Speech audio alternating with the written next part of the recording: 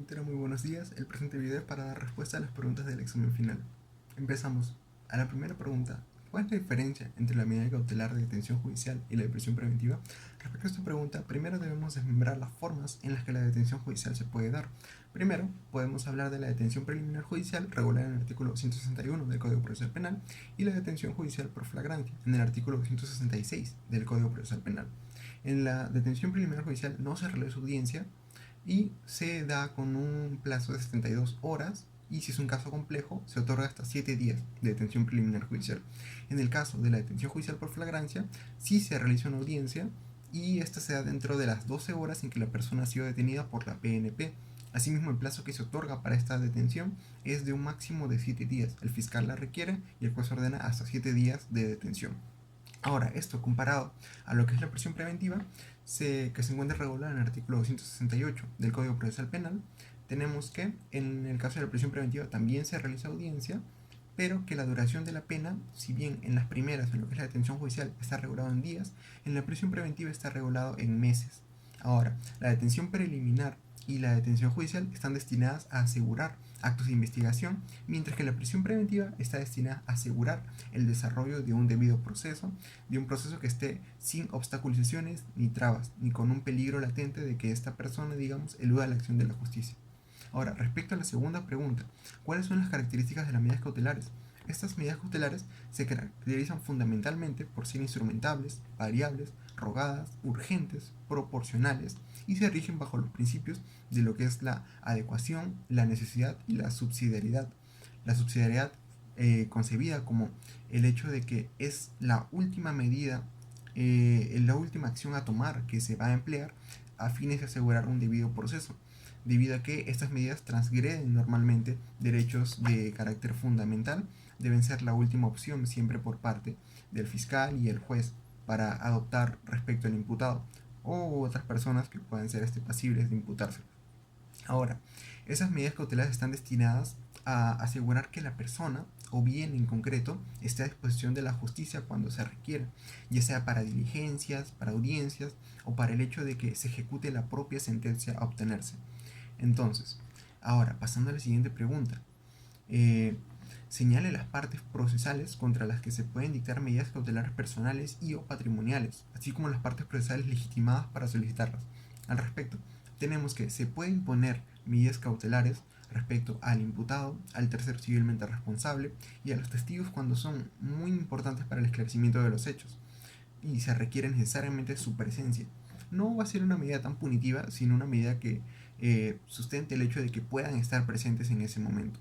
Respecto al imputado, se pueden interponer las medidas que son de carácter personal y respecto al tercero civilmente responsable, normalmente se envían las medidas cautelares de lo que es de una pretensión ya patrimonial o real, a fines de asegurar una liquidez, una solvencia.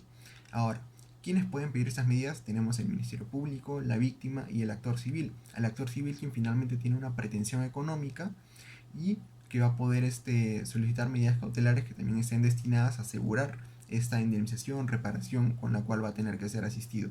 Ahora, respecto a la siguiente pregunta, dado que los medios de investigación son los que generan elementos de convicción para que los jueces puedan resolver los pedidos de prisión preventiva, señala usted en qué se diferencian de los medios probatorios.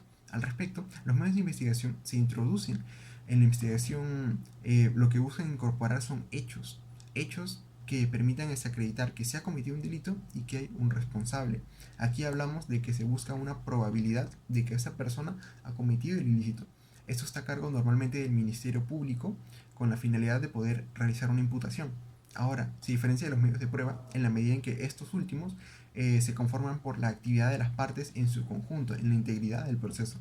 Están dirigidos a otorgar evidencia para que el juez tenga una certeza total, ya o no una mera probabilidad, sino una certeza total de aquellos hechos que han acontecido, de lo que sería una teoría del caso de cada una de las partes respecto a lo que ha pasado. Tienen esa necesidad de probar y para poder sustentar una pretensión también. Entonces, de esto último, los medios de prueba se encargan todas las partes que intervienen en el proceso, mientras que de los medios de investigación normalmente se encarga el Ministerio Público al momento de realizar una imputación. Ahora, respecto a la siguiente pregunta, Y última también, ¿considera usted que en el caso materia del video concurren los presupuestos necesarios para imponer a la procesada Keiko Sofía Fujimori la medida de prisión preventiva y por qué? En este caso yo considero que no concurre, toda vez que los requisitos para esta medida de prisión preventiva son que se hayan fundados y graves elementos de convicción, que la sanción sea mayor a 4 años y que en razón de antecedentes permita colegir que esta persona va a eludir la acción de la justicia o obstaculizar la averiguación de la verdad. En este caso, si bien se cumple con la prognosis de la pena, encontramos también que hay elementos de convicción, pero respecto a este extremo se cuestiona la actividad que realizaba el Ministerio Público, por cuanto ha sido irregular, se ha salido de los plazos, no ha seguido las debidas formas. Entonces, eso es un extremo un poco cuestionable.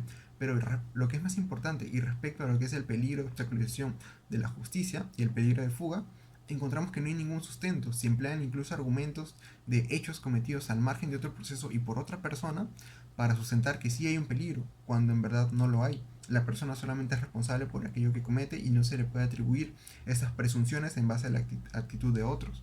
Entonces, también vemos que la imputada posee todos los arraigos existentes respecto al arraigo domiciliario, el arraigo familiar, el arraigo laboral. Entonces, no podemos argumentar que también hay una posibilidad de fuga. En ese extremo tenemos que recalcar que estas medidas son de carácter subsidiario y proporcional. Son la última medida que se adopta a fin de garantizar el debido proceso. Pero es lo último. Si hay otras medidas que puedan garantizarlo, se tienen que adoptar y no necesariamente ir de frente por una medida de prisión preventiva, que quizás es el error que se cometió en este caso y que al menos desde nuestra perspectiva y en base a lo que hemos estudiado, considero al menos que no se sustenta en lo que ha acontecido en el proceso. Entonces, básicamente, esas serían las respuestas del examen final. Agradezco mucho por su tiempo, la información que nos ha brindado y finalmente esperamos poder verla en otros cursos y, y gracias por todo, básicamente. Que tenga un buen día.